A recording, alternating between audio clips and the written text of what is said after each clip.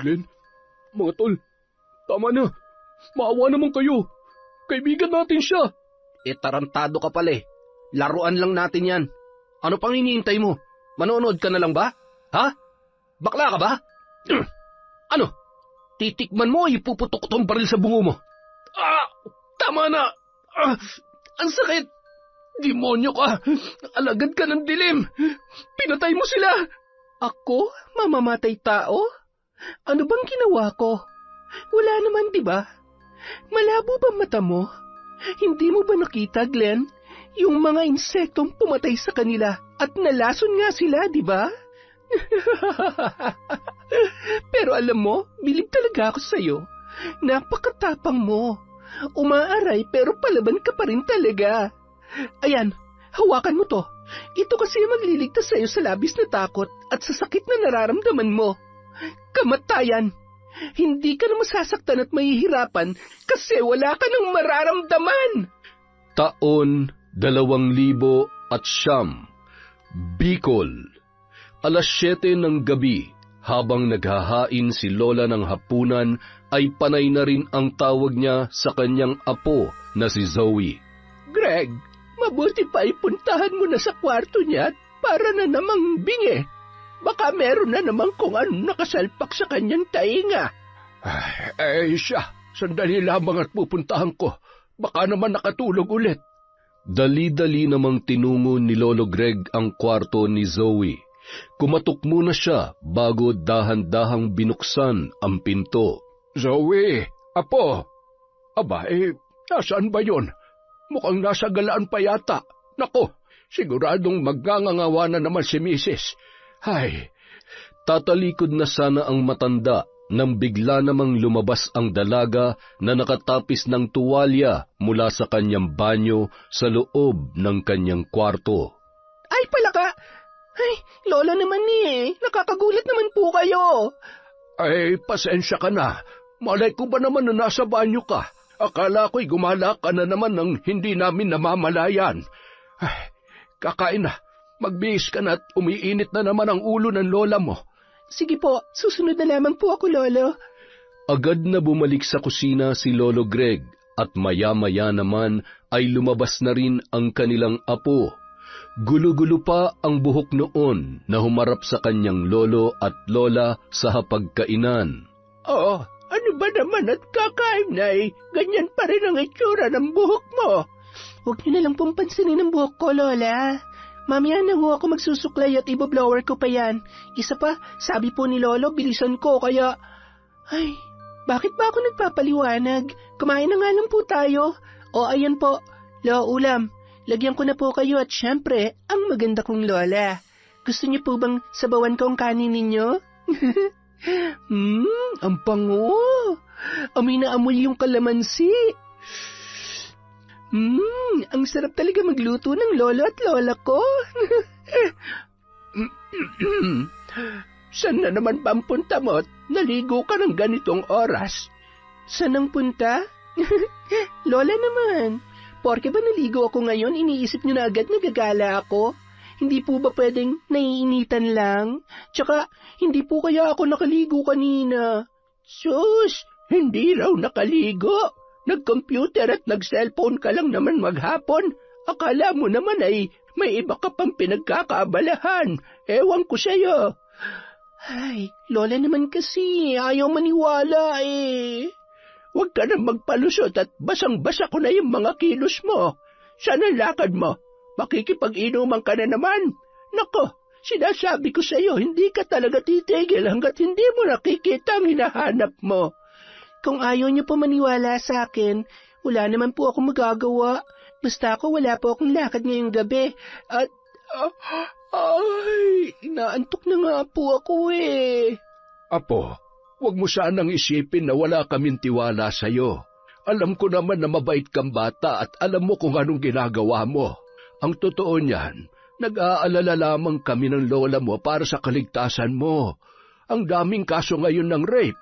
Kahit nga yung mga nag-iingat at nasa bahay lang ay nabibiktima. Paano pa kaya yung... Yung katulad ko na lalaki ang mga kasama at kaibigan? Lolo, Lola, alam nyo, mas ligtas ako kapag kasama ko sila. Isa pa, pumipili naman po ako ng kaibigan. Matitino ang mga yon, kaya wala kayong dapat ikabahala kapag kasama ko sila. Isa pa, matalino po itong apo nyo. Hinding-hindi nila ako maiisahan. Kayang-kaya kong protektahan ang sarili ko. Sana nga, Apo. Sana nga ay kinikilatis mo at wala kang kaibigang demonyo. Alam mo, sa tuwing may lumalapit sa akin para magpabarang ay karaniwang biktima ng rape o di kaya naman ay mga babaeng hindi pinanagutan ng nakabuntis. Mga nakakaawa kaya naman hindi ko sila matanggihan. Nakikita ko ang galit at takot na kanilang nararamdaman. Kaya kung meron man akong hinihiling sa Diyos sa kabila ng mga kasalanan ko, ay ang hindi mo pagdaanan na nangyari sa kanila. Isa pa, isipin mo na lamang ang sakripisyo ng nanay mo para sa'yo. Ay, si nanay? Wala namang pakialam sa akin yon. Wala namang ibang alam yon kundi magpadala ng pera. Bilang na bilang ko nga sa kamay kung ilang beses niya pa lamang akong kinumusta eh. Kung sa bagay, masayang-masaya na siguro siya kasama ng mga anak ng among inaalagaan niya. Apo, huwag kang magsalita ng ganyan. Ginagawa ng nanay mo ang lahat para sa'yo at sa mga... Sa mga kapatid niya na may kanya-kanya ng pamilya na umaasa pa rin sa kanya. Sabi niya kapag tapos na ako magkolehiyo, uuwi na siya. Pero ano nangyari? Hindi niya maiwan-iwan yung mga alaga niya kasi naaawa siya? Ako, ni minsan sa buhay ko hindi ko naalala na inalagaan niya ako kapag nagkakasakit ako. Nakasama ko siya sa espesyal na araw ng buhay ko. Kasi wala naman siya. Busog na po pala ako. Excuse me po, Lolo, Lola. Zoe, sandali. Hayaan mo na lamang siya. Kita mo namang paiyak na ay dadakdakan mo pa. Yan, kaya namimihasa sa katigasan ng ulo ang apo mo. Lagi mong pinagtatanggol. Ay, hindi ba dapat mas intindihin niya nanay niya? Pasalamat nga siya at nasusunod lahat ng gusto niya. Sa edad niyang yan, ni minsan hindi niya naranasan na maghirap at umiyak dahil walang pagkain, bagong damit, sapatos o kung ano-ano pa. Bago sana siya magdrama ay, tumigil ka na. Ang dami-dami mo naman kasi laging sinasabi, paulit-ulit na lang. Ay, hindi na tuloy nakakain na maayos yung apo ko. Nakasimangot ang muka ng dalaga na pinagmamasdan ng sarili sa salamin habang siya ay nagsusuklay. Ay, bad trip talaga. Nasira tuloy ang gabi ko. Teka, ano kayang ginagawa ni Lucas ngayon? Matawagan nga. Agad niyang kinuha ang kanyang cellphone at tinawagan ang matalik niyang kaibigan na si Lucas. Mula elementarya ay yun na ang kanyang kasakasama. Hanggang sa sila ay nagdalagat binata na, ay palagi yung nakabuntot sa kanya, lalong-lalo na kapag umaalis sa gabi ang dalaga at gigimik. Ayan, sagutin mo bakla. Hello? Oh, napatawag ka.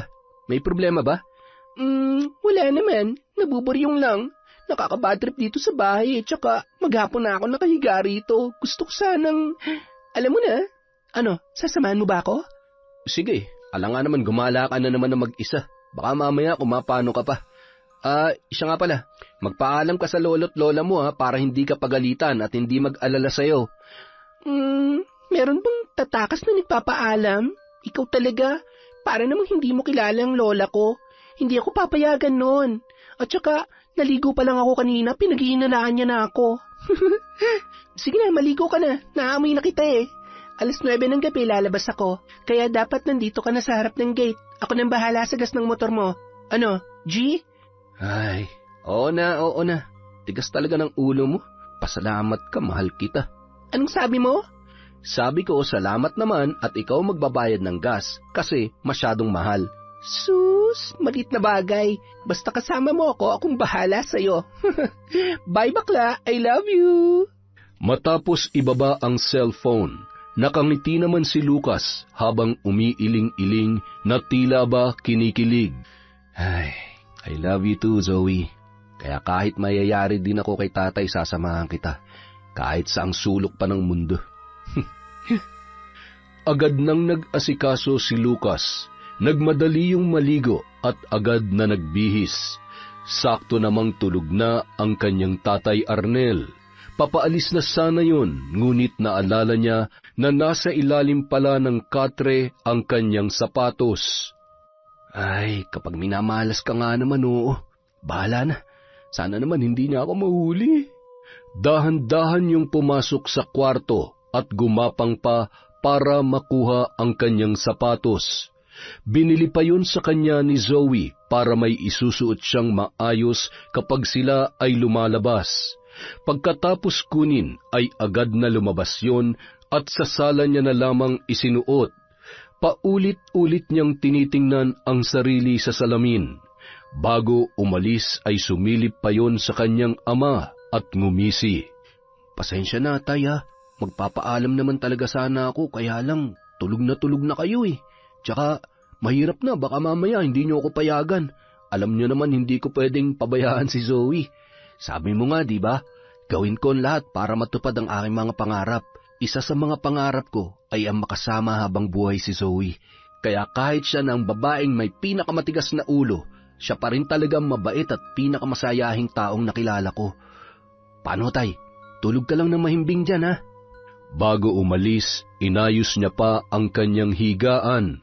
Gamit ang unan ay pinagdugtong-dugtong niya yon sabay tinakpan ng kumot.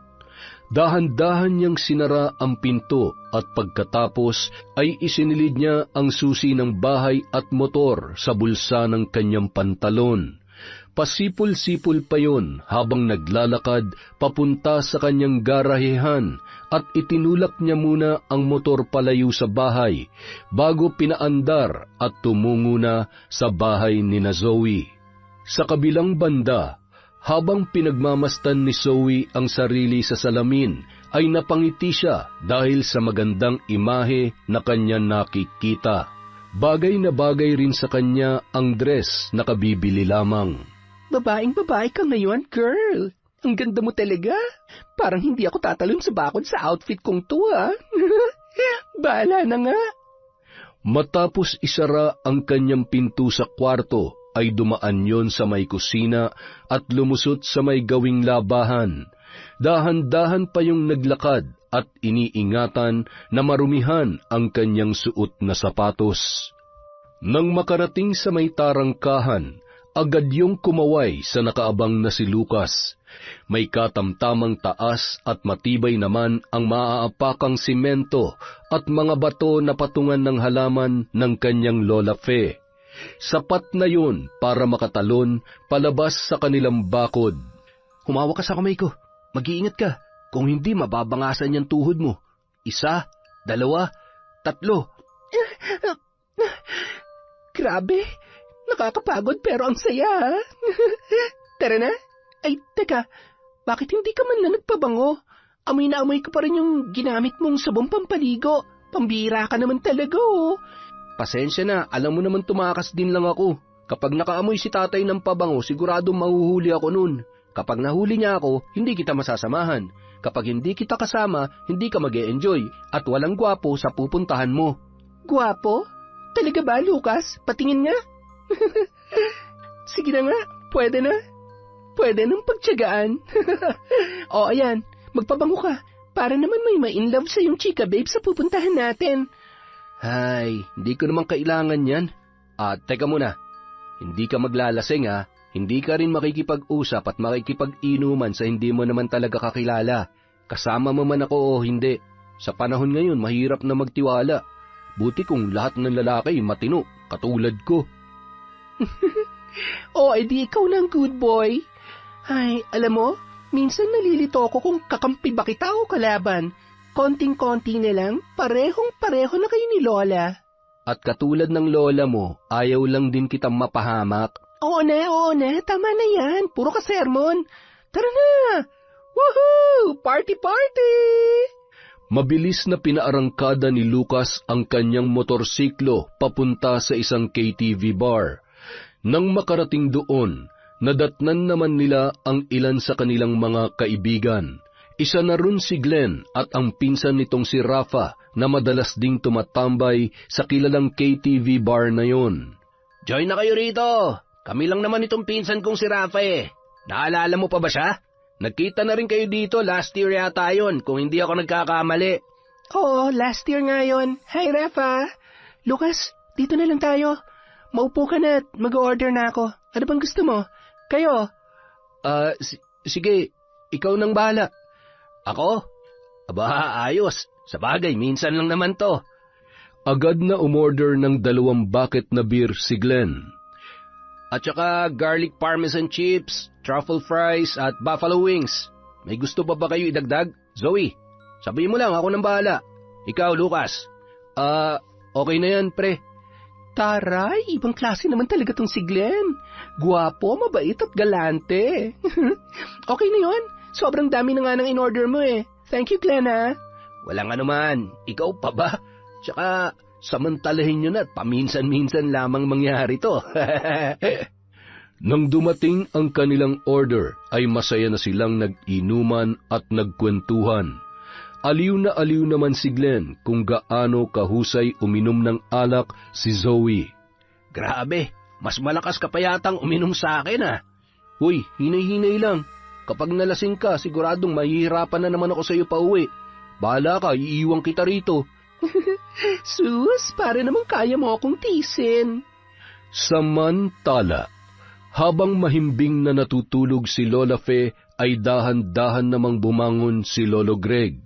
Tiningnan niya ang orasan sabay ngumisi. Ayos, kapag sinuwerte ako, mababawi ko yung talo ko kagabi. Ay, teka, nasa na ba yung pitaka nitong mabait kong misis at kailangan ko muna manghiram ng puhunan? Ayun, abat, makapal-kapal ito ah. Hindi niya naman siguro mapapansin kung kukuha ko. Hamot kapag nanalo ako ay ibabalik ko ng doble.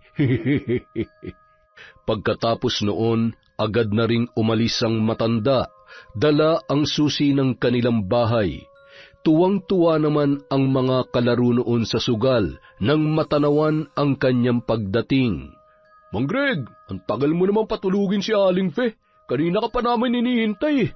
Oh, upo na hot, baka sakaling manalo tayo ngayon. Agad naman pumwesto ang matanda at inilabas ang kanyang pera mula sa kanyang bulsa. Makalipas ang ilang oras, bandang 2:00 ng umaga, lasing na si Zoe ngunit ayaw pa ring paawat. Napapakamot ulo na lamang si Lucas ng mga oras na yon. Ay, ito na nga bang sinasabi ko eh. Paano na lang talaga kung hindi mo ako kasama? Tama na ha, uuwi na tayo. Sorry naman, masyado ka naman KJ eh. Sandali lang, magbabanyo lang ako. Mauna ka na sa akin sa labas, doon mo na lang ako hintayin. Glenn, Rafa, thank you ulit ha. Hanggang sa ulitin. Sige, ingat kayo pag-uwi ha. Salamat pre. Zoe, bilisan mo ha. Tumango na lamang ang dalaga at pasuray-suray na naglakad papunta sa banyo. Dumiretso pa yon sa isang cubicle at sumuka. Pagkatapos magbanyo ay agad din siyang lumabas hanggang sa aksidente niyang nabangga ang isang lalaki. Miss, mukhang malakas yata ang tama mo ah. May kasama ka ba? Gusto mo, ihatid kita? Ha? Hinawakan siya nun sa muka at sa tagiliran, dahilan para bahagyang maitulak niya yon. Hoy, lalaki. Pumili ka ng babastusin mo, ah. Hindi porket lasing ako ay hindi kita... Ano? Alam mo, ganyan na ganyan ang gusto ko eh. Palaban, tsaka... Bitiwan mo siya! Ano? Lalaban ka? Ha? Sorry, boss. Akala ko kasi... Kung ako sa'yo, tatakbo na ako papalis ng bar na to dahil sa susunod na tumama tong kamao ko dyan sa pagmumukha mo, sinisiguro ko sa'yo na manghihiram ka ng mukha sa aso. Matapos kwelyuhan ni Glenn ang lalaki at bitawan, patakbo na yung umalis, lalo na nang mamukaan kung sino ang lalaking nasa kanyang harapan. Ayos ka lang ba, Zoe? Okay lamang ako. Salamat ha. Gago yun. Pasalamat siya lasing ako dahil kung hindi, ay nako, siguradong tatamaan din siya sa akin. Halika na, ihatid na kita sa labas. Baka mamaya nandyan pa rin yung mokong na yun eh. Buti na lang nag-CR din ako dahil kung nagkataon, baka kung ano pang nagawa sa'yo ng lalaking yun. Inalalayan ni Glenn ang pasuray-suray na si Zoe. Nang makita naman ni Lucas na nakaakbay yun kay Glenn, ay agad niya yung sinalubong. Ano nangyari? Napagtripan lang ng mokong na walang magawang tama. Sige na, umuwi na kayo. Ingat na lang sa pagmamaneho, ha? Pauwi na rin naman kami ni Rafa. Ayos ka lang ba? Huwag ka mag-alala. Okay lang ako. Buti na lang, to the rescue tong si Glenn. Tara na, umuwi na tayo. Bye, Glenn. Matapos umangkas sa motorsiklo, siniguro ni Lucas na nakakapit na maayos sa bewang niya ang lasing na si Zoe. Umayos ka dyan, huwag ka muna matutulog. Ay, sabi ko naman kasi sa iyo huwag ka masyadong magpapakalasing. Ang tigas ng ulo mo. Ayan, muntik ka na naman mapahama kanina. Ay, nakakainis ka naman Lagi mo na lang akong pinagagalitan. Tatay ba kita, ha? Mag-drive ka na nga lang. Bilisan mo na. Ay, naantok na ako. Mabilis namang pinaarangkada ni Lucas ang kanyang motor habang pasigaw-sigaw at pakanta-kanta si Zoe habang nasa biyahe. Hinayaan niya na lamang yon para hindi makatulog. Nang makarating sila sa bahay ng dalaga ay mag-aalas 3 na ng madaling araw. Ano, kaya mo pa bang umakyat ng bakod? Ay, kaya ko yan. Basta alalayan mo ako, ha? Kapag ako nahulog, lagot ka sa akin. Hoy, ba't anong ginagawa niyo dyan sa bakod? Mga magnanakaw! Aray ko po, Lolo. Lolo, kami po to. Ha? Lucas? Zoe? Abay kayo nga. Anong ginagawa niyo dito? Bakit? Amoy alak. Lasing ka. Pambihira ka talagang bata ka, oo. Natakasan mo na naman kami. Malilintikan ka na naman yan sa lola mo. Inubutuloy kayo, Lolo. Bakit? Kayo, saan po ba kayo nanggaling, ha? Siguro nagsugal na naman kayo, no? Aba, huwag ka magsusumbong sa lola mo at siguradong malilintikan tayong pareho. O siya, bumaba ka na rin at bubuksan ko itong gate. Sige na, Lucas, umuwi ka na sa inyo at baka hinahanap ka na rin ng tatay mo. Pagkapasok ng dalawa sa tarangkahan ay bumangon naman si Lola Fe. Nakakunot ang noo-noon at hinahagilap ng kanyang paningin sa sala ang kanyang asawa. Greg! Greg! Nasaan ka ba? Patay! Nagising na ang lola mo. Magtago ka. Bilis! Tart! Nandito ako! Agad namang lumabas ng pinto si Lola Fe at kapansin-pansin sa mukha noon ang pagtataka. Madaling araw na. Anong ginagawa mo riyan? Humihilab kasi ang tiyan ko kaya hindi ako makatulog kaya lumabas ako at nagpapahangin lamang. O bakit bumangon ka pa? Bakit parang may naaamoy akong alak? Uminom ka ba? Tart, hindi. Alam mo naman na bawal sa akin ang alak. May dumaan lang na mga lasing kaya naiwan yung amoy nila. Halika na, pumasok na tayo. Baka sakaling dalawin ako ng antok.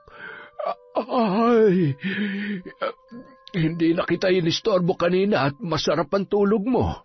Agad nang pumasok sa kwarto ang mag-asawa at maya-maya ay pumasok na rin si Zoe sa loob ng bahay. Mabuti na lang at sinadyang hindi ilak ng kanyang lolo ang pintuan. Pagkapasok sa kwarto ay kaagad na humiga ang dalaga. Hilong-hilo na siya nung mga sandaling yun. Pakiramdam niya ay umilalim siya sa higaan dahil sa sobrang kalasingan. Ni hindi na nun nagawang tanggalin ang kanyang sapatos at maiayos ang sarili sa pagkakahiga. Kinabukasan, maaga pa ay nagluto na ng almusal si Lola Fe. Hinayaan niya lamang na matulog pa ang kanyang asawa dahil nababatid niya na puyat yun. Maglalabas siya ng araw na yon, kaya naman naisipan niyang gisingin ang kanyang apong si Zoe para siya ay matulungan. Laking gulat niya nang pagbukas niya ng pinto ay nakabihis at nakasapatos pa rin ang dalaga. Halata rin sa itsura nito na lasing yon kinagabihan. Talagang tumakas ka na namang kagabi. Hindi ka na talaga nagpapaawat dyan sa pagiging lasinggera mo. Hindi ko na alam kung anong gagawin sa'yong bata ka. Ang tigas-tigas ng ulo mo. Lola, wag. Huwag niyo po akong gagalawin. Nahihilo po ako.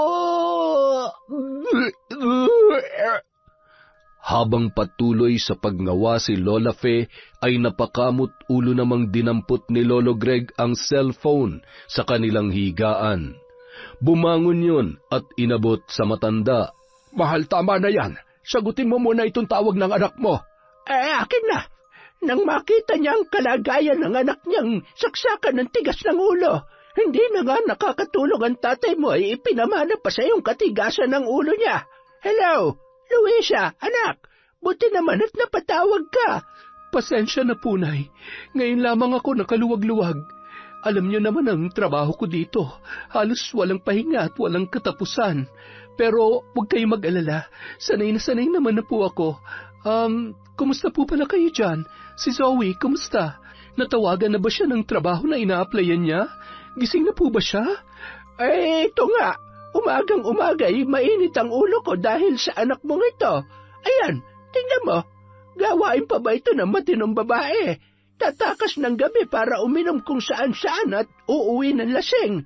Tingnan mo nga ang itsura at ang magbihis at magtanggal ng sapatos ay hindi na magawa.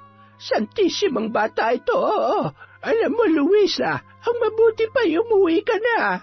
Sa totoo lang, hindi ko na kayang disiplinahin itong anak mo. Hindi naman ako nagkulang sa pagpapaalala pero wala din naman pagbabago. Nagsasayang ka lamang ng perang pinapadala dito kung ang anak mo naman ay... Oo na, masama na akong anak, apo at kahit ano pong sabihin niyo. Ay, ang ingay-ingay. Ang sakit na nga ng ulo ko eh. Ano? Narinig ba yan? Wala talagang... Nay, tama na ho. Ako na lang ang kakausap sa kanya. Pakibigay na lang po ang cellphone. Ayan. Kausapin mo na maayos ang nanay mo. Kung hindi, talagang tatamaan ka sa akin. Wala sa sariling kinuha ni Zoe ang cellphone na inabot sa kanya ng kanyang lola at matipid na ngumiti yun. Good morning, Nay. Anak, pwede bang mag-usap tayo na maayos?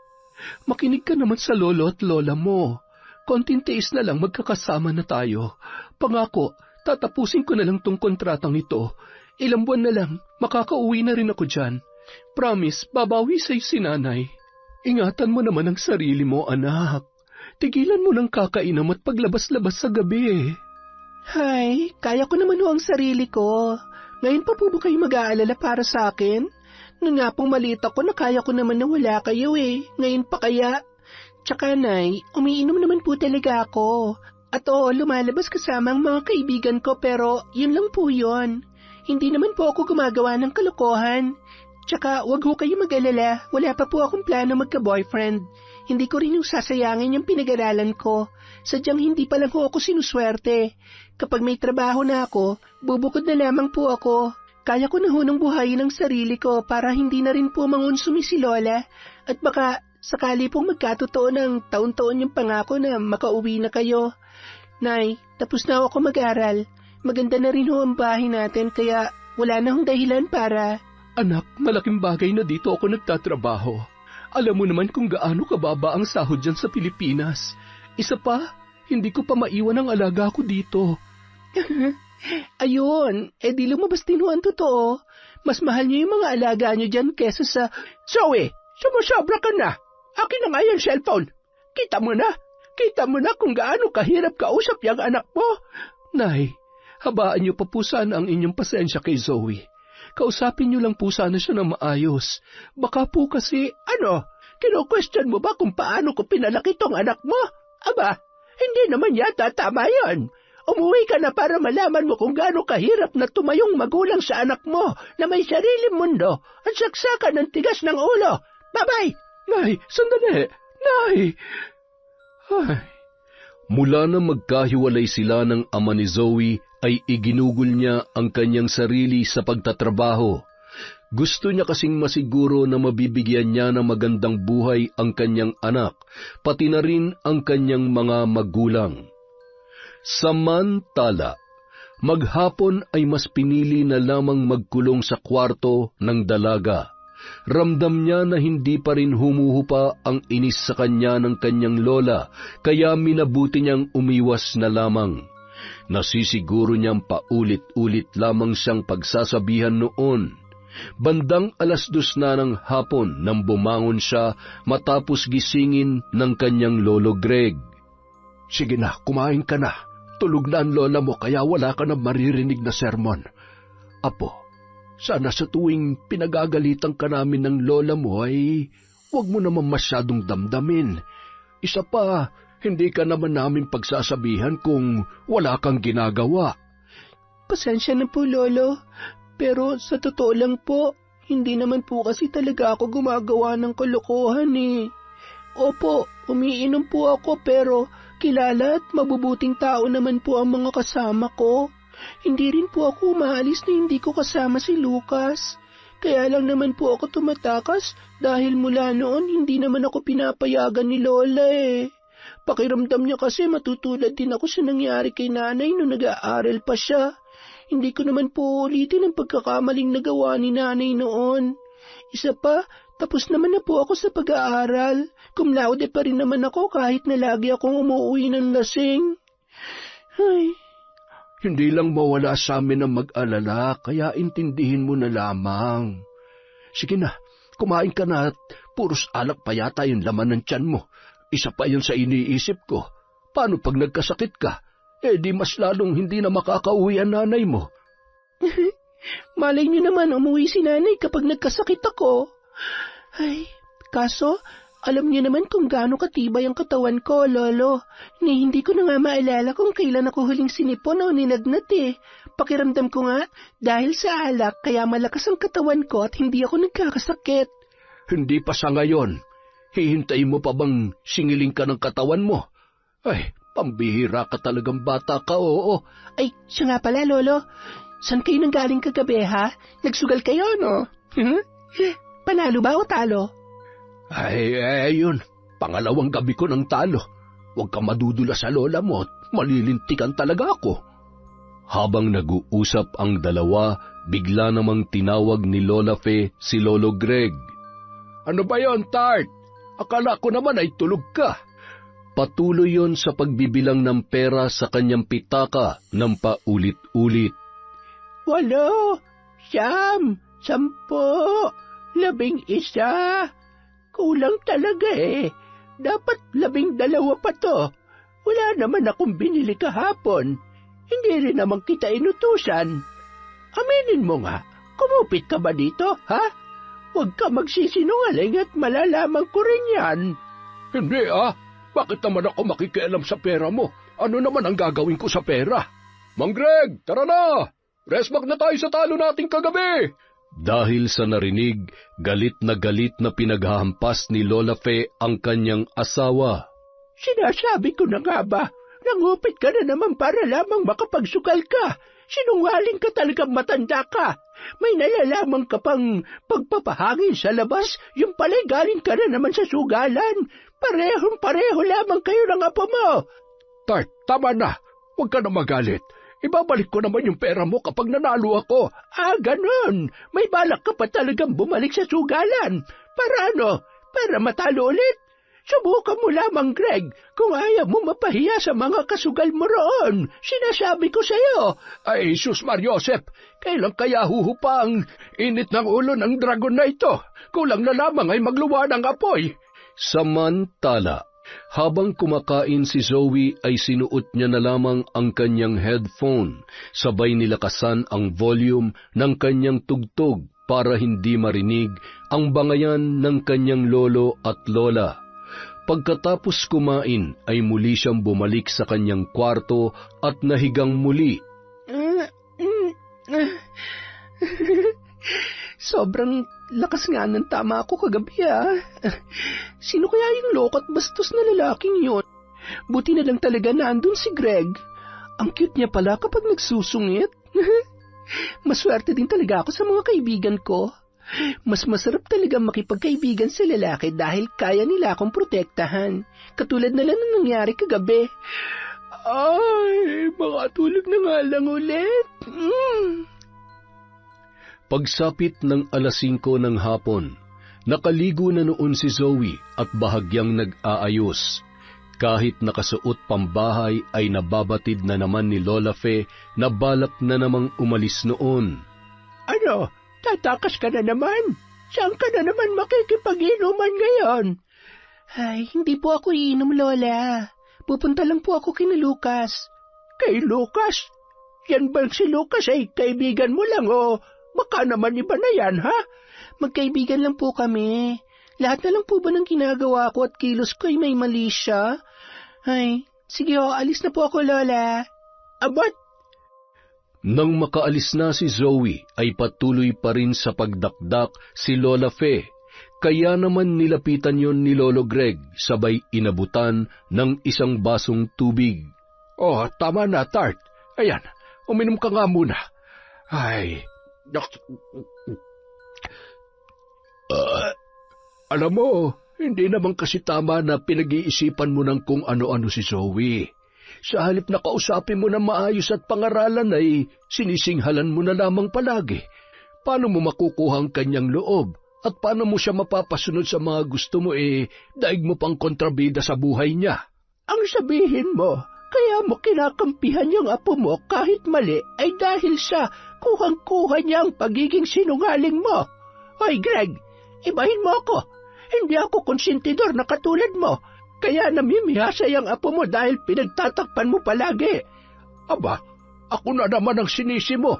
Ay nako, ikaw na lang talaga ang hindi nagkakamali sa bahay na ito. Ay, makapaglakad-lakad nga muna sa labas at masyado na mainit dito sa loob ng bahay. Mainit? Sadyang kulang ka lang sa ligo, hoy! Hey, mas tahimik talaga mundo ko kapag mag-isa lamang ako dito. Makapambarang na nga lamang at baka magreklamo na yung mga kliyente ko.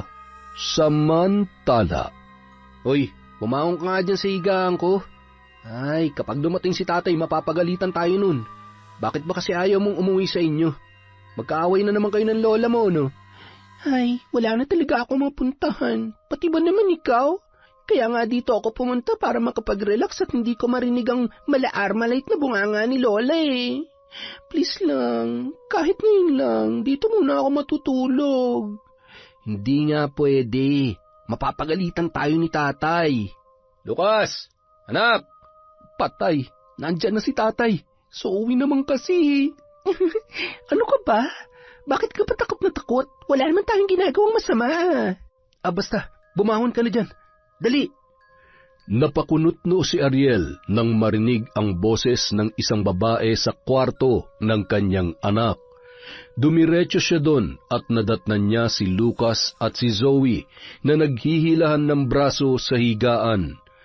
Dahil sa pagmamatigas ni Zoe ay nawalan ng balanse si Lucas at aksidenteng nadaganan at nahagkan si Zoe sa labi. Anak ng teteng, anong ginagawa niyo? Bakit mo ba kasi ako hinalikan? Sa tingin mo ba gusto ko yun? Hindi ko naman sinasadya. Sabi ko naman kasi sa'yo, umuwi ka na at hindi ka pwede matulog dito Oo na, uuwi na ako. Nakakainis ka. Kung kailan naman kailangan ko ng kausap, tsaka mo naman ako pinagtutulakan pa uwi. Sorry po, Tito. Uuwi na lamang po ako. Huwag po kayong mag-alala. Wala po akong ginawa at wala naman po akong balak na masama sa conservative ninyong anak. Lumakad na lamang ng padabog ang dalaga habang nagpapahid ng luha sa labis na inis. Dumiretso muna yon sa harap ng simbahan. Doon muna nagpalipas ng oras at sama ng loob. Hindi talaga kita kakausapin. Nakakainis ka, Lucas. I hate you. Bakla. Bandang 9:00 ng gabi nang umuwi si Zoe sa kanilang bahay. Napansin naman ng lolo at lola niya ang namumugto niyang mga mata. Magsasalita pa sana si Lola Fe nang bigla namang pinigilan yon ni Lolo Greg. Aray ko, ano ka ba naman? Huwag mo nang sermonan. Kita mo nang... Ay, sino naman na nagsabi na tatalakan ko siya? Tatanungin ko lang naman kung saan nanggaling. Huwag na. Ang importante, nandito na siya sa loob ng bahay. Siguro naman ay hindi na siya magtatangkang tumakas ulit. Makalipas ang ilang araw, naging abala si Zoe sa muling pag-apply ng trabaho.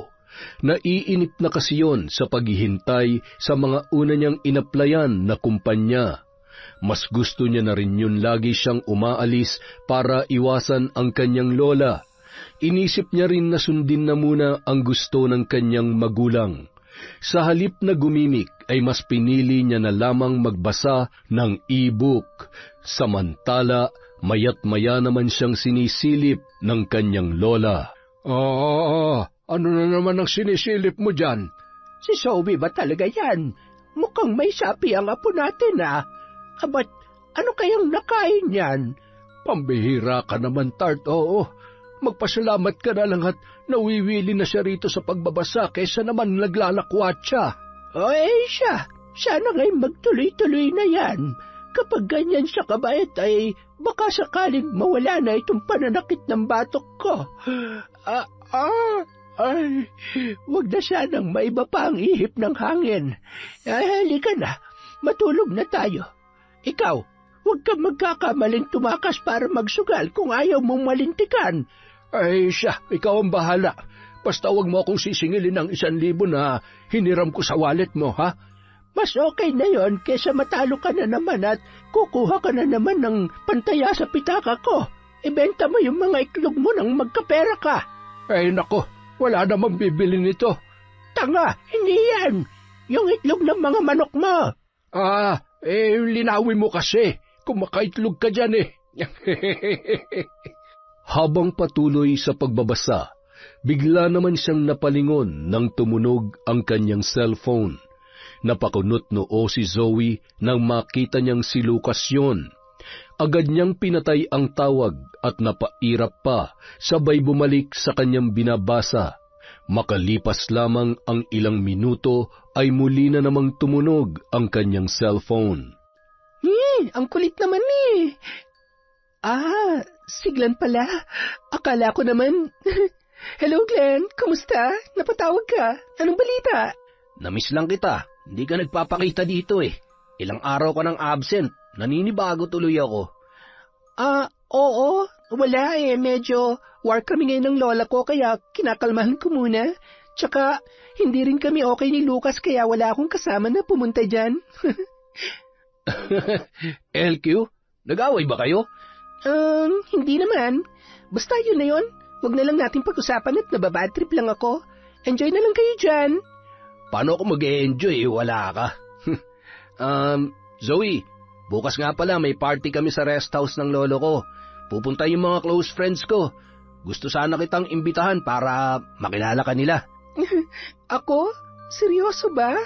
Naku, nakakahiya. Baka mamaya masyadong sosyal yung mga kaibigan mo. Hindi ikaw naman. Mababait ang mga yun, parang ako lang. Sige, naniniwala naman ako at alam ko naman yan. Kaya lang, paano nga ako makakapunta hindi naman kami bati ni Lucas. Tapos, siguradong magagalit ang lola ko lalo na kapag nalaman niya na hindi ko naman kakilala yung mga kasama ko. Hindi ka rin niya kilala.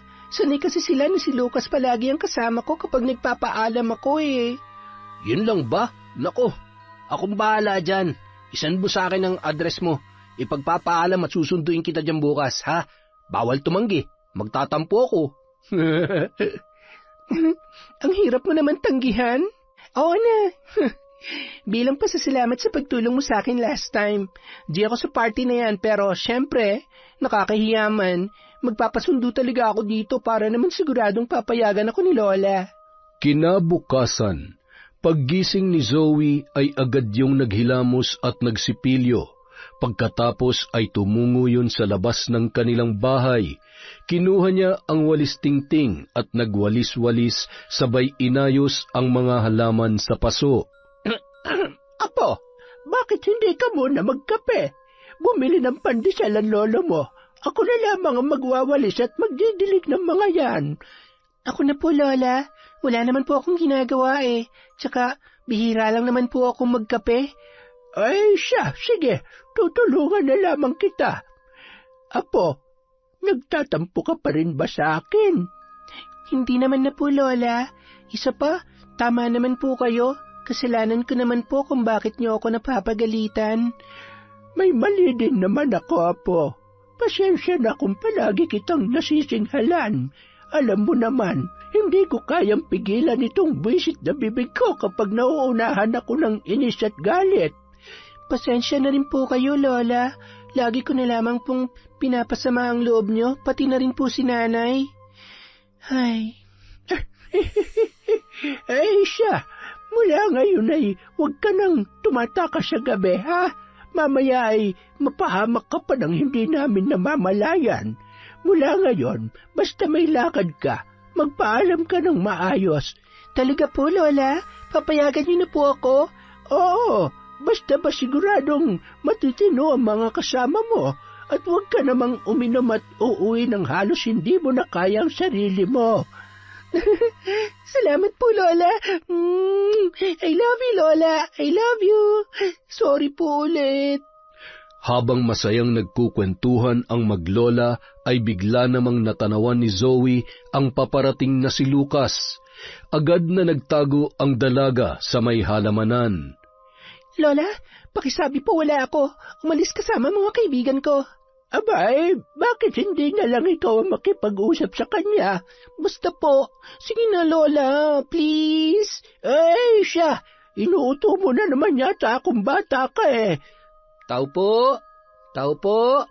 Lola? Si Zoe po? Ah, si Zoe. Nako, yung pasaway ko nga po. Ayun, hindi pa rin umuwi. Kasama niya yung mga kaibigan niya kagabi. Siguro ay may birthday o kung anong okasyon. Alam mo naman yon, hindi marunong magpaalam na maayos. Eh, teka, bakit pala hindi ka kasama? Nag-away ba kayo? At saka, tapatin mo nga ako. May gusto ko ba sa apo ko? Wala po, Lola. Magkaibigan lang po talaga kami. Hindi ko po kakayanin ang pagiging pasaway ng tupakin yung apo. Ay siya, sinabi mo yan, ha? Sige na't marami pa akong gagawin. Habang nag-uusap ang dalawa, ay lalo lamang nanggalaiti sa inis si Zoe. Ang kapal ng muka? Akala mo kung sinong gwapo? Kung wala kang gusto sa akin, lalong hindi rin ako magkakagusto sa'yo. Mula ngayon, kakalimutan ko na rin na magkaibigan tayo, Lucas. Di hamak na mas mabait, gwapo, at higit sa lahat, wala ka naman binatbat sa yaman ni Glenn. Akala mo hindi ko kayang gumala at mag-enjoy nang wala ka? Filingyerong bakla. Bandang 5:00 ng hapon, isang kotse ang pumarada sa tapat ng bahay ni na Lola Fe. Napatayo ang dalawang matanda mula sa kanilang pagkakaupo sa may balkonahe. Aba, may bisita yata tayo. Ang gara ng kotse, ah. Nako, may pogi. Sino ang poging binata na yan? Aba, mukhang may manliligaw na yata si Zoe. Nako, narinig na yata ng Diyos ang panalangin ko kagabi. Gusto ko kung sakali man ay makapangasawa ng gwapo at mayaman ang apo ko. Aba, sa ganda ng apo ko ay hindi ako makakapayag na kung sino lamang putyo-putyong lalaki ang makakatuluyan niya. Sa hilig mo man sa pogi, paano kung hindi naman magandang intensyon sa apo natin? Kung akong tatanungin, si Lucas ang gusto ko. Ni minsan ay hindi niya pinabayaan ang pasaway nating apo. Eh, teka nga't, pagbubuksan ko ng gate si Pogi nang makilatis na kaagad. Mukhang anak mayaman nga ang binatang ito, ah. Nangangamoy mayabang at, huwag naman sana. Habang naglalakad si Lolo Greg papunta sa gate, ay kumakaway naman ang binata na noon ay nakaporma. Malayo pa ay humahalimuyak na ang kanyang mamahaling pabango. Bago pa man makarating sa may gate, ay narinig na ni Lolo Greg ang sigaw ng kanyang apong si Zoe. Lolo, ako na po! Patakbo pa yung nakipag-unahan sa kanyang lolo. Nagmamadali nung binuksan ang gate at sinalubong ng beso ang kanyang bisita. Magandang hapon po, Lolo. Magandang hapon, Zoe. Tuloy ka, Glenn. Siya nga pala si Lolo Greg. Lolo, kaibigan ko po si Glenn. Tuloy ka. Ipapakilala din kita kay Lola. Ay, sige na, iho. Huwag kang matakot at hindi naman ako nangangain ng bisita. Masayang nakipagkwentuhan si Glenn at sa kanilang pag-uusap ay kaagad naman niyang nakuha ang loob ng lolo at lola ni Zoe. Hanggang sa maipagpaalam niya yon na sumama sa kanya para umattend sa nasabing party. Hindi naman nagdalawang isip ang dalawa lalo na't nangako yon na ihahatid niya rin pabalik ang kanilang apo. Nang makarating sa rest house, natuwa naman ang dalaga. Masaya silang sinalubong ng mga kaibigan ni Glenn na lalaki kasama ang mga girlfriend noon. Kinilig pa ang dalaga nang mapagkamalan siyang girlfriend ni Glenn. Kainan, inuman, at nang bahagya na siyang malasing ay nakangisi naman siyang pinagmamasdan ni Glenn kasama ang 3 pa niyang mga kaibigan. Ano na naman ang pinaplano mo sa babaeng yan, Tol? Ibulato mo na lang sa amin yan. Mukhang palaban at malakas uminom, ha? Makakalaban kaya sa atin yan. Kumalma nga lang kayo. Huwag masyadong atat. Pasasan ba't magagawa rin natin yan? Sa ngayon, kailangan paunti-unti muna siyang mas mapalapit sa akin hanggang sa tuluyan ko nang makuha ang tiwala niya. Malay mo, kusaan niya na lang ding ibigay sa akin ang sarili niya, di ba? Ay, ayan na naman tayo eh. Kawawa naman. Di ba kayo natatakot? Paano kung mabisto tayo sa mga kalokohan na yan? Mukha naman siya mabait. Isa pa, may mga kapatid tayong babae kaya hindi dapat. Tol, kung gusto mo pa maging parte ng grupo natin, sumunod ka na lang sa mga gusto ko. Huwag mo akong pinangungunahan at pinangangaralan dahil hindi ko kailangan ng payo at opinyon mo. Ayoko rin ng bagang buntot sa grupon to. Naintindihan mo? Agad namang tumalikod si Glenn at nilapitan si Zoe na nakikipag-usap sa girlfriend ng isa sa kanyang mga kaibigan. Oh, tama na yan. Baka malasing ka. Pagagalitan tayo ng lolo't lola mo. Maya-maya, yatid na kita, ha? Salamat, Glenn. Sobrang enjoy ako. Tama ka. Mababait nga mga kaibigan mo. Parang ikaw lang. Hindi ako nagkamali na makipagkaibigan sa'yo. Paano kung sabihin ko sa'yo na higit pa sa pagkakaibigan ng tingin ko sa'yo? Kung sakali, may pag-asa ba ako, Zoe? Kung sakali? Oo naman. Pero wala pa kasi sa plano kong magka-boyfriend eh. Hindi pa ako handang pumasok sa isang relasyon. Tsaka sa dami na magaganda at mayayaman na babae na kakilala mo, utang na loob, wag na ako. Baka mamaya bigla na lang akong masabunutan ng mga may gusto sa'yo dyan. Ano naman ang magagawa nila kung ikaw ang gusto ko? Hindi ko hayaan na masaktan ka ng kahit sino, mapababae man yan o lalaki. Para kang sira, baka mamaya maniwala talaga ako. Makalipas ang 1 buwan, halos linggo-linggo ay madalas na silang nagkikita ni Glenn, pati na rin ng mga kaibigan nito. Masayang-masaya siya sa tuwing kasama ang mga yon. Mas lalo na ring napapalagay ang kanyang loob kay Glenn at pakiramdam niya ay ligtas siya sa tuwing ito ay kanyang kasama. Hanggang isang gabi, sunod-sunod na pinapaalalahanan yon ng kanyang lolo at lola bago lumabas ng bahay. Agad na yung lumabas at nag-aabang na sunduin ni Glenn. Nagulat naman siya nang biglang dumating si Lucas. Aalis ka na naman? Siyempre, bakit ba? Ano naman sa'yo kung aalis ako? Hindi ko naman siguro kailangan magpaalam sa'yo. Ganun na lang ba kalaki yung galit mo sa akin? Talaga bang ganito na lang tayo? Kakalimutan mo na lang ang pagkakaibigan natin dahil kay Glenn? Mas pinipili mong sumama sa mga taong hindi mo naman talaga kilala. Zoe, marami ako nalaman tungkol sa kanya at sa mga kaibigan niya. Kaya sana tumigil ka na sa pakikipagkita sa kanya. Ayoko na mapahamak ka. At talagang sisiraan mo pa sa akin si Glenn? OMG, Lucas, ganyan ka ba talaga? Bitter ka ba o inggit ka lang dahil may bago na akong kaibigan? Yung naiintindihan ako, nasasabayan ng trip ko, hindi yung KJ at hindi rin gumagawa ng kwento.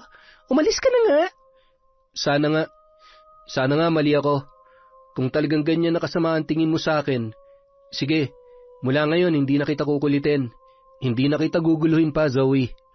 Agad na tumalikod si Lucas at hinayaang pumatak ang kanyang mga luha. Mahal niya si Zoe, ngunit sa pagkakataong yon, ramdam niya kung gaano kataas ang pader sa kanilang pagitan. Sinundan lamang ni Zoe ng tingin ang lalaki. Napabuntong hininga siya sabay irap. Niwala man lamang katiting na awa ang kanyang naramdaman para sa dati niyang matalik na kaibigan.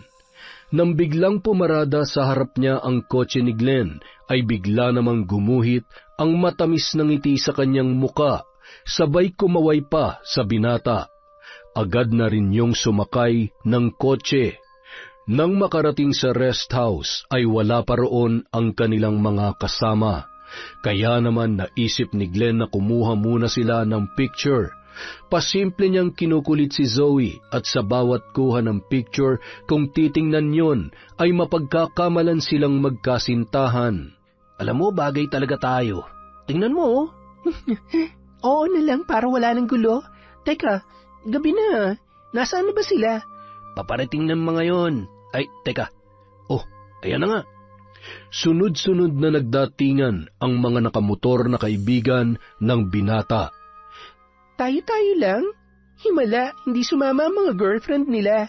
Baka busy o kaya naman may kanya-kanyang lakad.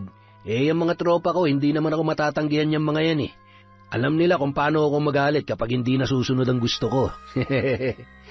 Ha? Anong ibig mong sabihin? Biro lang yun. Masyado ka namang seryoso. Halika na, masimulan na natin yung masayang inuman. Titikman natin lahat ng imported na alak na dala ng tito ko galing sa ibang bansa. Wow, ayos yan. Siguradong malalasing tayo niyan. Oo naman, sa akin palang malalasing ka na. Loko. Pero seryoso, hindi mo makakalimutan ng lasa ng bawat alak na matitikman mo ngayong gabi, Zoe. Tinugunan lamang ni Zoe ng matamis na ngiti ang makahulugang sinabi ni Glenn sa dalaga. Hindi rin nagtagal, nag-inuman na nga ang mga yon. Dinadaan nila sa biro at kwento si Zoe para malibang hanggang sa may inilagay ang isa sa mga yon na kung ano sa iniinom ng dalaga. Maya-maya pa, napansin na nila ang kakaibang ikinikilos ni Zoe. Hindi na rin mapigilan ng dalaga ang kanyang sarili. Ramdam niya ang pag-init ng kanyang katawan hanggang sa sinubukan siyang halikan ni Glenn at tinugunan niya na rin yun. Aliw na aliw pa at nagtatawanan ang mga kasamahan nila habang ang isa sa mga yun ay kinukunan ng video ang dalawa. Ayos, wala nang kawala si Zoe. Tigil mo nga yung pagkuha ng video. Ay, kung ano man ang pinaplano nyo, huwag nyo nang ituloy. Baka mamaya mapahamak pa tayo. Ay, sa labas na nga lang muna ako. Magpapahangin lang. Makalipas ang ilang sandali.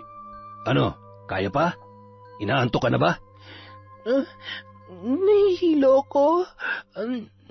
Pwede mo na ba akong ihatid pa uwi?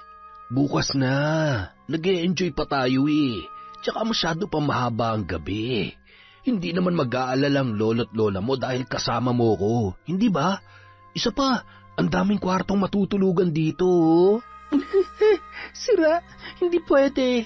Sige na, ihatid mo na ako. Baka kasi... Sabay-sabay na naghalakhakan ang mga kalalakihan nang tuluyan ng mawalan ng malay ang dalaga. Binuhat yun ni Glenn papunta sa isang kwarto. Walang susunod ha. Maghintay lang kayo dito. Basta patikim din kami mamaya ha. Walang problema. Basta natikman ko na, iyong-iyo na ang tira. Gising ang isip ni Zoe nung mga oras na yon, kaya malinaw sa kanyang pandinig ang mga sinasabi ng kanyang mga kasamahan. Gusto niyang sumigaw at kumilos para takasan ang pinaplano sa kanya, ngunit hindi niya magawa. Naramdaman niya na lamang ang pagbagsak niya sa malambot na kama at ang isa-isang pagtanggal ng kanyang kasuotan nung mga oras na yun. Diyos ko, tulungan niyo po ako. Kailangan kong makatakas. Hindi mo pwedeng gawin sa akin to, Glenn. Hayop ka! Lolo! Lola! Bahagya niyang naimulat ang kanyang mga mata at kitang-kita niya ang pananabik sa mukha ni Glenn habang pinagsasamantalahan ang kanyang kahinaan.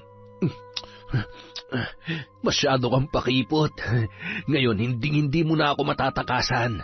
Akin ka na mula ngayon, at kung kailan ko man gustuhin, Zoe. Sa akin lang ang bawat parte ng katawan mo. Nang makaraos ang lalaki, ay humahalakhak na lumabas yon at tinawag ang kanyang mga kaibigan.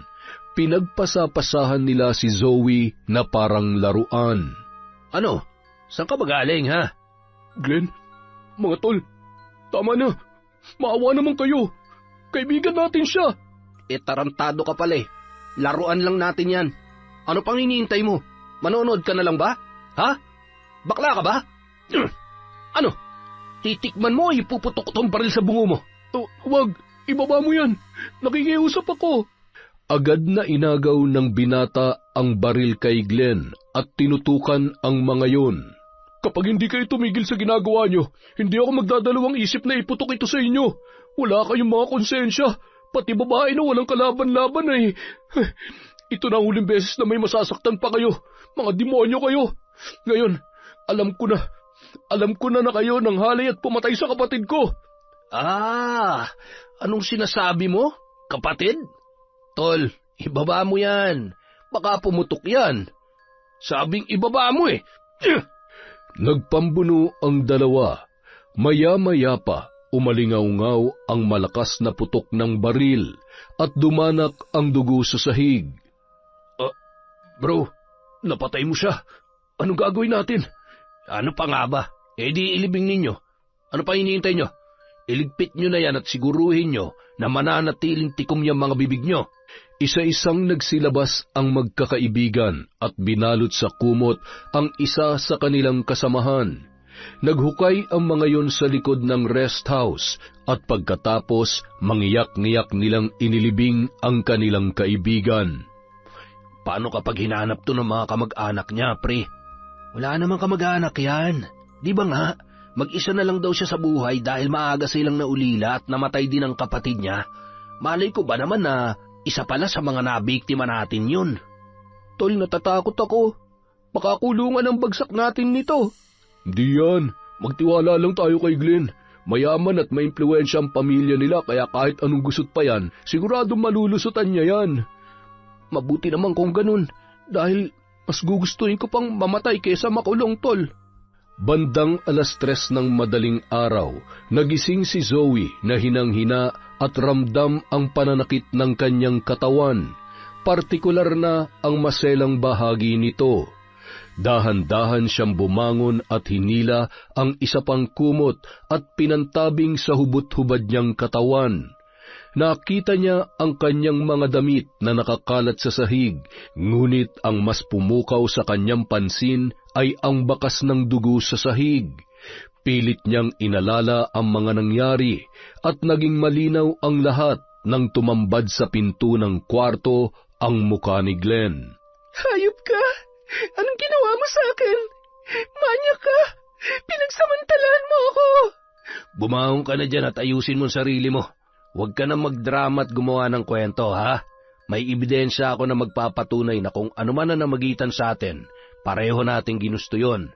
Gusto mo ba makita? Ha, baby girl? Tingnan mo to. Sinend ko dyan lahat ng sweet photos natin at pati video. Masyado kang wild para sabihin mo na ginahasa kita. Madali lang maniniwala ang lahat kapag sinabi kong may relasyon tayo. Sa'yo, walang maniniwala, Zoe. Wala! Hayop ka! Pinagkatiwalaan kita! Isa kang traidor! Napakasama mo! Tandaan mo to!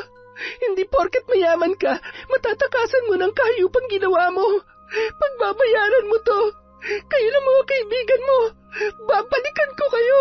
Sige, subukan mo! Kung gusto mo pang makasama ang lolo't lola mo, mas mabuti pang sumunod ka na lang sa gusto ko at itikom mo na lang yang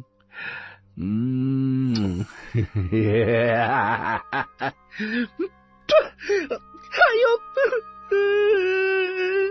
Sige, subukan mo. Kapag nandilim ang paningin ko at nakalabit ko tong baril na to, siguradong ito na ang huling umaga ng buhay mo. Gusto mo ba yan, ha?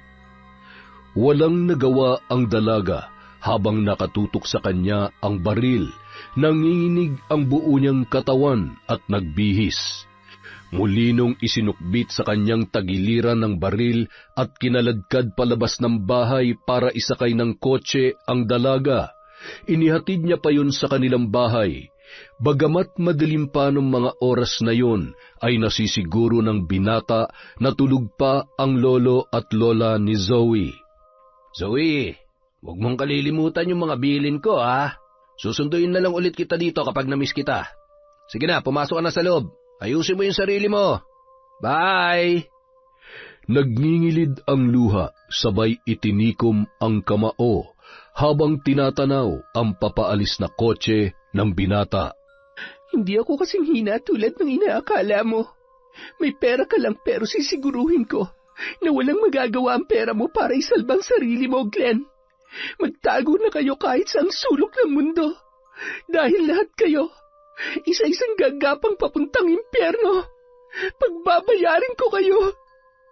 Malakas na humagulhol at napaupo yun sa harap ng kanilang bahay na sinabayan pa ng malakas na ulan, kulog at kidlat. Greg, gumising ka. Ang lakas ng ulan. Nandyan na kaya si Zoe? Greg, babangon ka muna at silipin mo muna sa kwarto kung nariyan niya yung apo natin. Ano ba naman? Eto na, babangon na ako.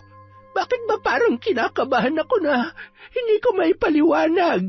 Pasuray-suray na naglalakad habang humihikab yun papunta sa kwarto ni Zoe. Agad ring bumalik si Lolo Greg sa kanilang kwarto.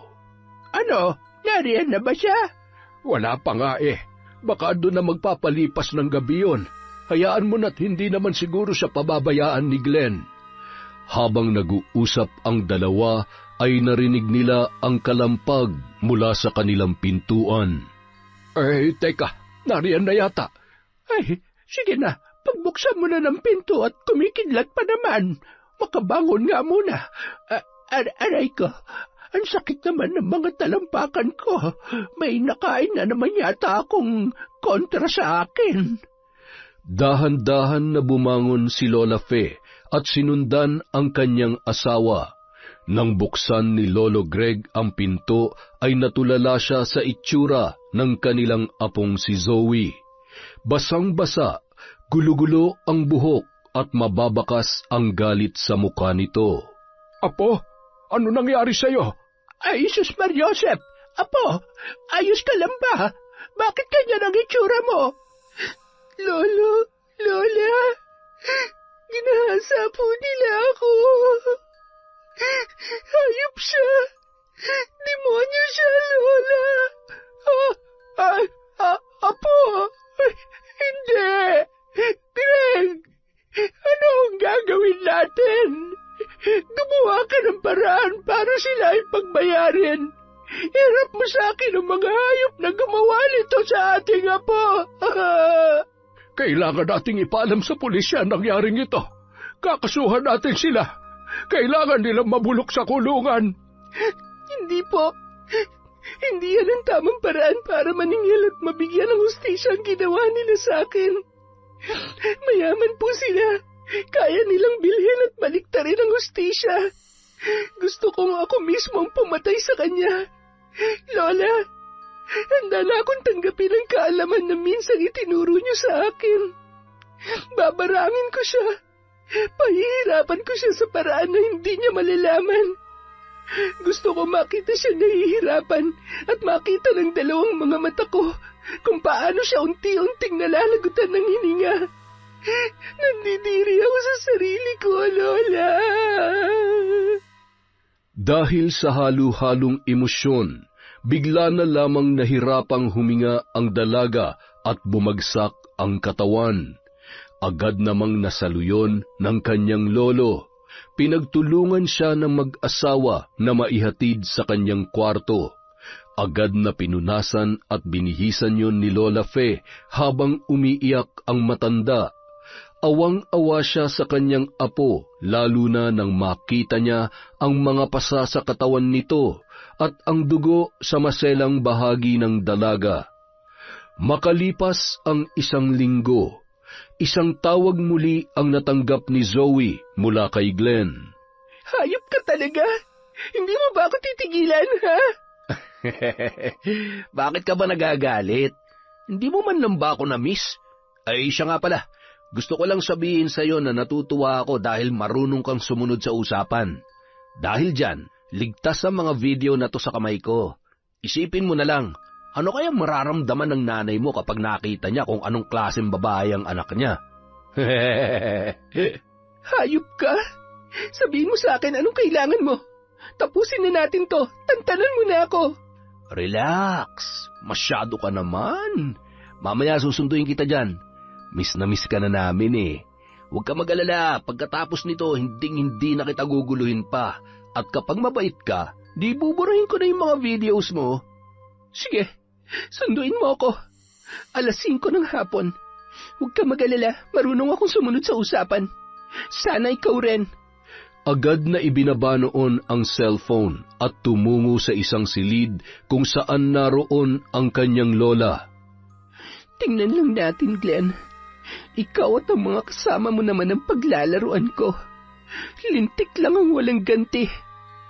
Tama, isama mo ang mga kaibigan mo para magkakasama niyo ring haharapin ang kamatayan. Lola, nagawa po natin. Tumawag na siya sa akin at gusto niya na makipagkita ulit. Mabuti naman, Apo. Ano, handa ka na ba? Kaya mo ba talaga? Kayang-kaya, Lola. Ano pat naging apo niyo ako kung hindi ko kayang gawin ang mga itinuro ninyo? Basta ako nang bahala. Mula sa sandaling lumabas ka sa bahay na ito, sisimulan ko na rin ang ritual. Ito lang ang kailangan mong dalhin. Kailangan mong ipagpag ang laman ng panyong ito sa oras na masinghot nila ang alikabok na nababalot ng aking orasyon na para lamang sa kanila ay tuluyan mo na silang mamamanipula. Heto ang garapon. Narito ang mga insekto na siyang magiging katuwang mo na sindakin sila. Kahit ano pang pagmamakaawa, huwag kang panghihinaan ng loob at magpapadaig sa awa. Walang dahilan para kaawaan ko sila, Lola. Wala akong ibang nararamdaman kundi galit at isa lang ang gusto ko. Katapusan ng kanilang buhay. Higit pa sa pagpatay nila sa sarili nilang kaibigan na nagtangkang tumulong sa akin. Silang dapat mamatay at pinagpipiyasahan ng uod sa hukay. Ipinagpatuloy ni Lola Fe ang kanyang paghahanda para sa kanyang isasagawang ritual. Bandang 4:00 ng hapon, palakad-lakad na sa sala si Zoe habang tinititigan ang orasan. Samantala, Pasensya ka na, Lucas. Alam kong may hindi kayo pagkakaunawaan ng aking apo. Ngunit wala akong ibang malalapitan sa ngayon kundi ikaw lamang. Gusto ko lang masiguro ang kanyang kaligtasan. Ano po ba nangyayari, Lolo? Ano po bang nangyari kay Zoe?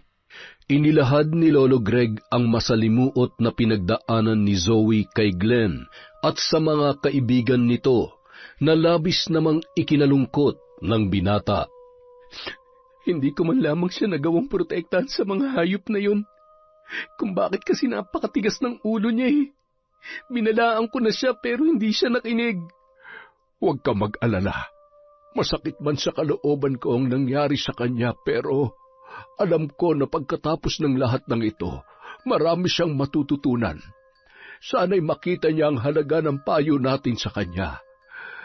Ay, alam mo, maging kami ng Lola Fe ninyo ay nahihirapan din ang loob dahil ipinagkatiwala namin sa mapagpanggap na demonyong yon si Zoe. Matapos sabihin ni Lolo Greg ang kanyang plano, ay agad naman na silang naghanda ni Lucas. Sakto namang wala doon si Mang Arnel, kaya agad na rin silang umalis upang masigurong masusundan nila si Zoe sa pupuntahan nito. Wala na po bang ibang paraan? Baka po kasi lalo lamang siya mapahamak. Kailangan niya pa po ba talagang makipagkita sa Glenn na yon? Oo, dahil gusto niyang gumanti. Huwag ka mag-alala. Alam niya ang ginagawa niya. Hindi nga lamang ako mapapalagay kung maghihintay lamang ako sa bahay. Bilisan mo na at siguradong susunduin niya na si Zoe. Sakto namang pagdating nila sa may bahay ay natanawan pa nila ang sasakyan ni Glenn. Samantala, nagliliyab na ang apoy ng mga kandilang itim, at kahit bahagyang may kalakasan ng hangin mula sa bintana, hindi namamatay ang sindi ng mga yon. Sinasabayan ng mga kahindik-hindik na mga salitang binubulong sa hangin ni Lola Fe. Sa pagkagat ng dilim, unti-unti mo nang mararamdaman ang lakas ng itim na kapangyarihan na babalot sa iyong pagkatao, aking apo, upang paslangin ang mga walang pusong nang abuso sa iyo. Wala silang karapatan na gawin kang parang bagay na pwede nilang paglaruan. Walang sino mang babae ang dapat dumanas ng kahalayan at gawing lisensya ang pagiging mayaman at maimpluwensya para gumawa ng krimen. Nang makarating sa rest house, wala pa ring imik si Zoe. Naglalakad lamang yon na parang wala sa sarili. Hinila siya sa braso ni Glenn at hinagkan sa harapan ng mga kaibigan nito na nag-iinuman at bahagyang may tama na nung mga oras na yon. Kahit sukang-suka na ang dalaga, ay pinipigilan niya muna ang kanyang sarili at sinasakyan lamang ang gusto ni Glenn. Sige lang, magpakasaya na kayo dahil bilang na ang oras ninyo. Binunot ni Zoe ang panyo at ipinagpagyon ng 3 beses. Matapos abutan ng tagay si Glenn ng isa sa mga kaibigan nito, nilagok niya yon na animoy sarap na sarap dahil sa katamtamang lamig ng alak. Bigla na lamang natumba ang isa sa kanyang mga kaibigan at nagkikisay. Ha? Teka, ano nangyayari sa kanya? Lason. May nanlason sa kanya. May lason ng alak na iniinom ninyo. Napatakbo pa ang isa sa mga yon at pilit na isinusuka ang kanyang nainom. Lahat ng mga kalalakihan ay napapahawak na sa kanilang dibdib at lalamunan dahil nararamdaman nila ang paninikip ng daluyan ng kanilang hininga. Sinong hayop na naglagay ng lason sa inumin natin? Mapapatay ko kayo! Wala. Hindi namin alam. Imposible. Zoe, tulungan mo kami. Humingi ka ng tulong. Ano ba? Hindi mo ba ako naririnig? Tulong? Bakit naman ako hihingi ng tulong para sa mga taong katulad ninyo? Ano naman kung mamatay na kayo ngayon? Hindi ba dapat magpasalamat pa ako dahil ikaw at ikaw na dapat lang yan sa inyo? Pare-pareho lang kayo, mga mamamatay tao. Hayop ka. Anong pinaplano mo? May kinalaman ka ba sa lahat ng ito? Mas hayop ka, kriminal. Gusto ko lang malaman nyo na bilang na ang oras nyo, pero gusto kong masulit ninyo ang natitirang minuto ng buhay ninyo. At oo, ako ang magbibigay hustisya para sa lahat ng naging biktima ninyo. Hindi sa lahat ng oras, lahat ng biktima ay mananatiling talunan dahil sa pananakot mo, Glenn. Hindi makakilos ang mga lalaking noon ay naninigas ang mga paa at gumagapang sa sahig. Kinuha ni Zoe ang isang botelya na nakalagay sa bag niya at binasag yun. Sa isang iglap, gumapang ang mga alupihan, linta, ipis at naglalakihang daga na hindi nila malaman kung saan nagmula, sapagkat napakarami at halos mapuno ang balkonahe kung saan sila naroroon. Sinabayan pa yon ng pagliliparan ng mga mababahong insekto mula sa labas ng bahay. Gumapang ang mga lalaking tanging pagsigaw at pagdaing lamang ang kayang gawin. Pumasok sa butas ng kanilang tainga ang mga ipis at ang alupihan ay lumalabas sa mga nakabuka nilang bibig na sinabayan pa ng malansang dugo. Nang makita ni Glenn na wala ng buhay ang kanyang mga kaibigan, ay lalo lamang siyang nagalit. Tama na! Ang sakit! Demonyo ka! Alagad ka ng dilim! Pinatay mo sila! Kasabay ng biglang pagkawala ng mga insekto, kinuha ni Zoe ang isang bote at binasag iyon sabay itinutok sa leeg ni Glenn. Ako? Mamamatay tao? Ano bang ginawa ko? Wala naman, di ba? Malabo ba mata mo? Hindi mo ba nakita, Glenn? Yung mga insektong pumatay sa kanila at nalason nga sila, di ba? Pero alam mo, bilib talaga ako sa'yo. Napakatapang mo. Umaaray pero palaban ka pa rin talaga. Ayan, hawakan mo to. Ito kasi ang magliligtas sa'yo sa labis na takot at sa sakit na nararamdaman mo. Kamatayan! Hindi ka na masasaktan at mahihirapan kasi wala ka nang mararamdaman. Hindi mo ako mapapatay. Humanda ka sa akin kapag... Oh, ano nangyari sa'yo? Bakit? Kaya pa ba, ha? Tingnan mo nga yung sarili mo. Kawawa ka naman. Bigla na lamang sinusugatan ni Glenn ang kanyang sarili mula mukha at sa iba't ibang parte ng kanyang katawan. Pilit nung pinipigilan ang kanyang kamay na kitlin ang kanyang buhay. Sa isang iglap, bigla niya na lamang narinig ang boses ng pinatay niyang kaibigan na nagmamakaawa sa kanya. Tama na! Tumigil ka na! Patay ka na! Tantanan mo na ako! Gumapang yun ang gumapang na animoy takot na takot at pilit na tumayo hanggang sa matumba yun at natusok sa leeg ng hawak niyang basag na ulo ng bote ng alak. Habang nakasaksak yun sa kanyang leeg, ay umaagos ang sariwang dugo, sabay ng panlilisik ng mga mata ng binata. Agad na umalis si Zoe at ilang sandali pa, tinamaan ng sunod-sunod na kidlat ang bahay na yun na pinagsimulan ng sunog. Nagulat si Zoe nang pagkalabas niya sa tarangkahan ay naroon si Lucas at ang kanyang lolo Greg. Wala ni isang salita. Mahigpit siyang niyakap ng kanyang lolo at ng maluhaluhang si Lucas. Umalis na tayo. Hindi na tayo maaari pa magtagal dito at baka may makakita pa sa atin. Walang bakas na may iiwan katulad ng mga ibinaon nilang katotohanan, Lolo. Pero sa ngayon, tapos na. Wala na siyang mabibiktima pa. Sa pagkasunog ng malaking bahay, wala ni isang nakaligtas ng gabing yon. Lalo na't makalumang estilo at karamihang parte noon ay yari sa kahoy. Sa pagkamatay ni Glenn ay biglang naglabasan ang ilan sa mga naging biktima niya at nabulgar din ang sikreto ng mapang-abuso nilang pamilya. Makalipas ang ilang buwan. Tahan na anak, huwag ka nang umiyak. Matanda na ang lola mo at mas mabuti na rin to kesa nahihirapan siya. Nay, pakiramdam ko kasalanan ko ang lahat ng ito. Dahil sa kagustuhan kong gumanti, nawala tuloy sa atin si Lola. Huwag mong isipin yan. Sadyang hanggang dito na lamang talaga ang buhay niya.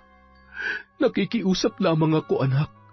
Sana ngayong nandito na si nanay, magkasama na tayo. Talikuran mo ng kung anumang itinuro niya sa'yo. Gusto kong magsimula ulit tayo at makabawi sa panahon na wala ako sa tabi mo.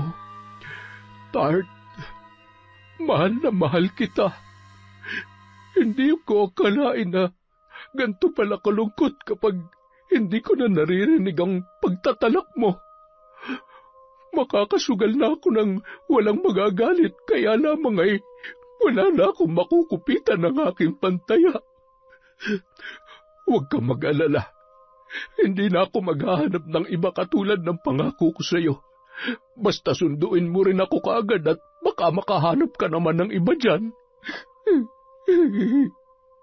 Sa paglipas ng maraming taon, pareho ng maayos ang trabaho ni na Lucas at Zoe. Ang kanilang pagkakaibigan ay nauwi sa malalim na pagkakaunawaan. Naging magkasintahan sila sa loob ng 1 taon hanggang sa nagpasya ng magpakasal. Kasama rin nila sa bahay ang kanyang ina at Lolo Greg na umaalalay naman sa kanila bilang bagong mag-asawa. Lucas, bumangon ka nga. Nagugutom ako eh. Gusto ko yung mangga, yung hilaw na hilaw pa, tsaka malambot pa yung buto. Saan naman ako kukuha niyan? Di sa kapitbahay. Tulog naman sila ngayon eh. Tsaka sa dami ng bunga nun, grabe naman, hindi nila mapapansin yun. Sige na. Ay, pambihira naman kung maglihi ka, mahal. Hindi ba pwedeng ibili na lang kita bukas sa palengke? Alam mo kung ayaw mo, ako na lang. Ako na lang ang aakyat. Oh, tinutoyo na agad. Eto na, kukuha na. Ay, okay na to, basta wag lang alak ang maging cravings mo. Ano sabi mo? Wala po. I love you. Oh, thank you, tatay namin. Ingat ka ha, huwag ka mahuhulog. Ay, alam ko namang mahal kita, pero minsan, napapatanong talaga ako. Bakit ba kasi ako nag-asawa? Yon! Isa na naman pong malupit na kwento mula sa kwentong Enteng. Pasensya na po kayo kung hindi nakapag-upload si Enteng last week. Mga dalawa, absent, sorry po. Nagkasakit lang po si Enteng, ngayon medyo basag pa ng konti yung boses natin, pero pilitin na nating mag-upload. Sayang ang pagkakataon at ang mga araw, ang paghihintay ninyo, pasensya na po kayo. Maraming salamat ulit sa walang sawa niyong pagsuporta. Meron tayong shoutout. Simulan po natin kay Reno Sabas. Hi kay Corazon Ingay. Hello po kay Dimples Yumi, kay Manny Maniego. Shoutout kay Evelyn Reyes, kay Catalea Soto, kay I Love Traveled. Hi kay Michelle, kay Jomar Tabacon from San Juan City, Manila. Shoutout kay Mel Santarita sa Buendia family, Billy Ray, Jenny May, at kay Ray from Lucy Buendia. Hello po kay Monica Nieves. Shoutout kay Mary Jane Alitin, kay Josie Anivan, kay Lynette Reparado. Hello po kay Gay Somodio, kay Mea Espiritu, sa Galedo family from Rai. Hello po kay Merlinda Balidoy, kay Redstone, sa RGW Garments from Basta Mage ako. Hello po kay Angelis Gudilosao. Hi kay Amiyong, kay Febe Ranada, kay Arlene Torquiza, kay Mary Ann Pesino. Hi kay Minky Aswang Stories. Shout out po kay Sheena Enriquez, kay Kat Burglar Cutie. Hi kay Charlene Gumansing, kay Analie Valiega, kay Sean Samuel Sebastian from Chon Cham Cheb. Hello po kay Edgardo Fontanilla, kay Desiree De Los Santos, kay Merly Amistad, kay Vicky Abut, sa Yalmus family po, kay MGS14. Hi kay Susana Llobrera, kay Josephine Dordas from Patrick Dordas. Hi kay Joseph Orpano, kay Newlydine Alipda, kay Leona Taytay. Hello po kay Resel Galope, kay Era Sera, kay M. Rose Strong OFW in Kuwait.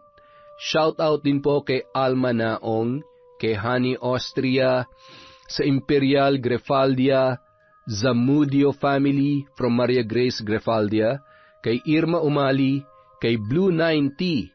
Hello po kay Belen Malbas, kay Yak Queen, kay Linda Denina, kay Inday Boni from Teresita Perhes, kay Marvin Arce, kay Christy Gaitan.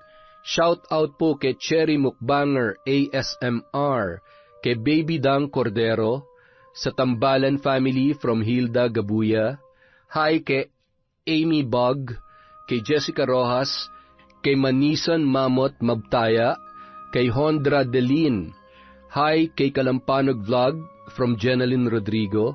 Hello po kay Jennifer Sacris, kay Erica Ember, kay Chona Baynosa from Malaysia, kay June Semiliano, kay Lovelyn Poras ng VC Surala, South Cotabato from Diaries Yuki. Hi po kay Basanta Mila.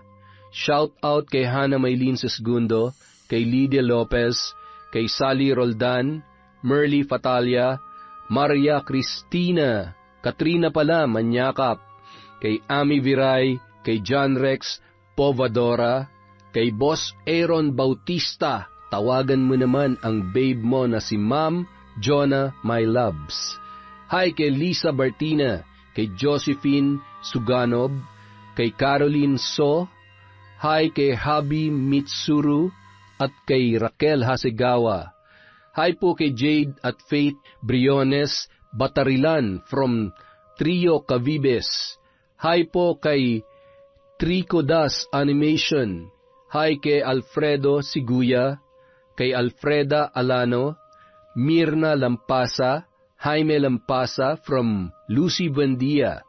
Hello po kay Lenemy Roldan.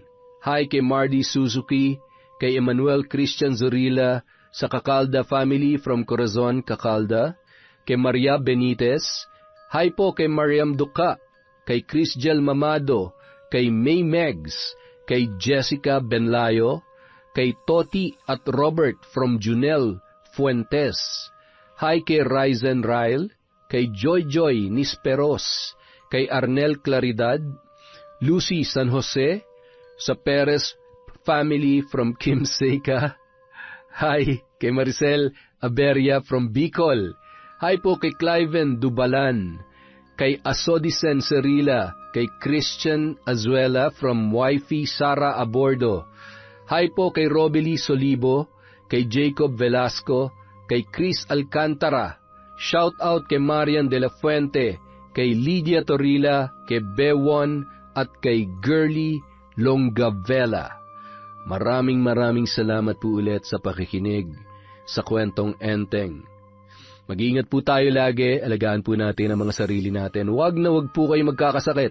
Ako lang pwede, kayo bawal. Maraming salamat po ulit mula sa Kwentong Enteng.